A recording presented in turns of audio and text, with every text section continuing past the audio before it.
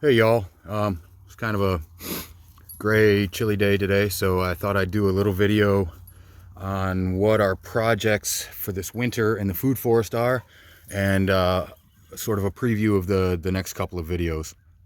Um, so this winter, I decided to tackle the water in the food forest, and it's really been holding me up because I need to put these systems in before I can move on.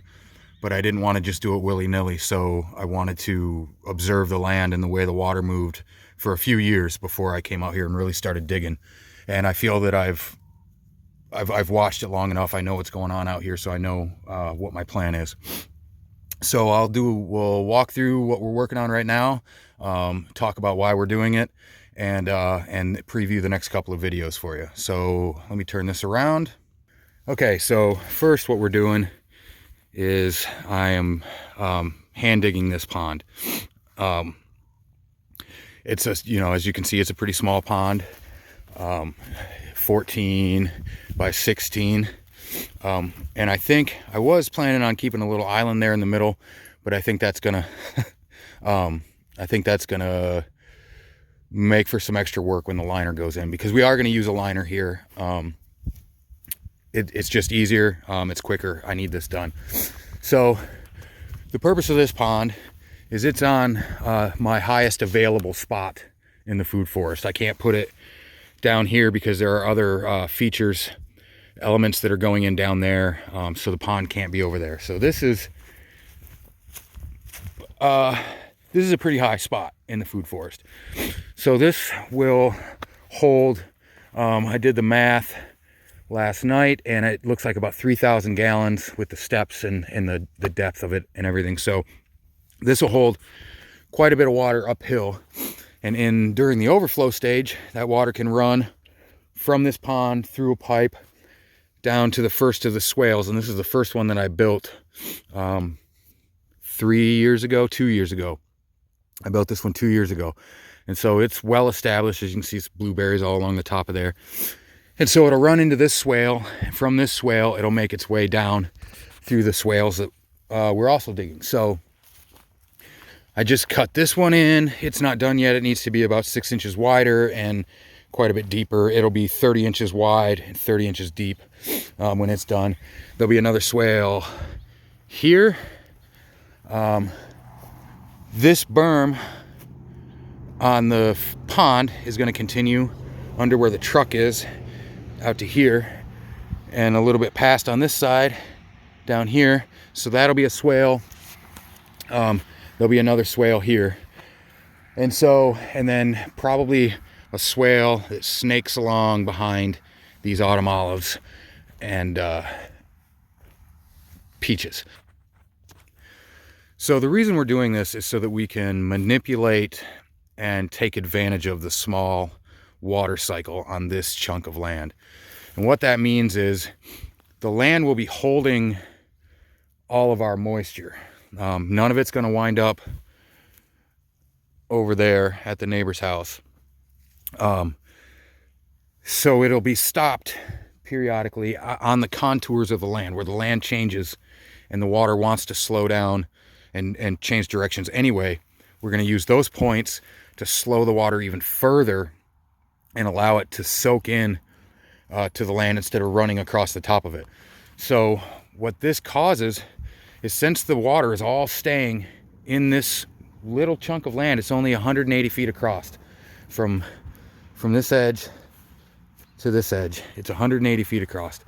So in that little chunk of land, we're looking at about maybe a quarter of an acre right here that we're planting in food forest.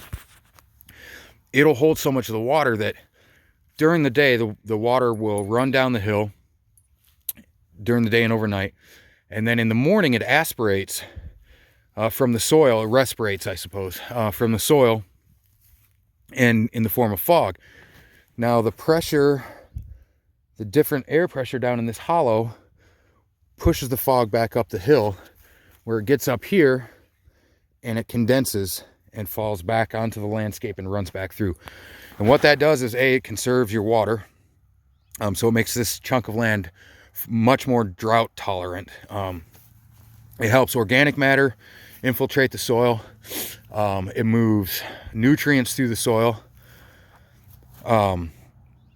It moves oxygen through the soil because it helps to, the little tunnels that the water makes allow oxygen to flow through there as well, when there isn't water actively moving through them. So it feeds soil biology. It helps with the soil structure. It helps with the overall health of the soil, which is important because the health of your soil is directly translates to your health. In the Proto-Indo-European language, the root is the same for both land and man. And that's because forever we've understood that we are literally the accumulation of the land that our food comes from. So it makes sense to put these elements in because they're going to really affect the health of your soil, which in turn affects the health of the plants that you are gaining sustenance from or feeding to your animals. So this little bit of work, well, it's a lot of work. It's not a little bit of work. It's a lot of work. If you're doing it with machine, it wouldn't be that bad. But this is all hand dug to save money, because otherwise it would, it's $500 a day to rent a machine. And why do that when a shovel works just as well? Winter's kind of a slow season anyway. As long as the ground is diggable, I might as well dig it. And these elements that I'm putting in, unless somebody comes through here with a bulldozer at some point, they'll be here the next time the glaciers roll through. These elements will still be here. They're pretty permanent on a human timeline. So that's what we're doing, what we're working on this winter, capturing the water cycle.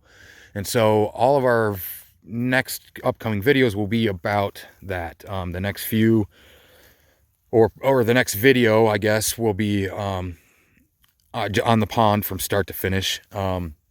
And then we'll talk about the swales in another video, and we'll build one.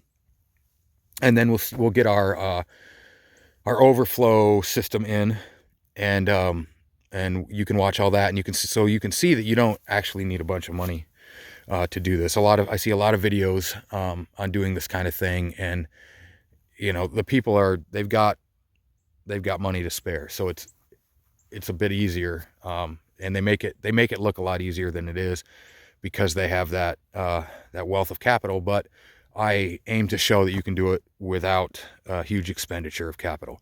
So yeah, go ahead and click that like and subscribe if you would. Toggle the little bell notification so you get an alert when we put up new videos. All this stuff really helps us grow.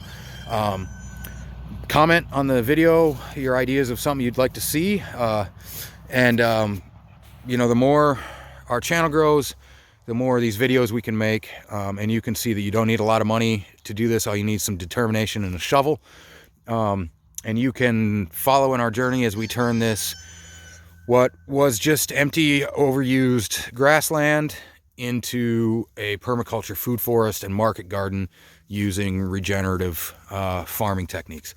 So thank you again. I'll see you next time when we tackle the pond. Until then, get outside, get your fingers in the dirt, and have a good one.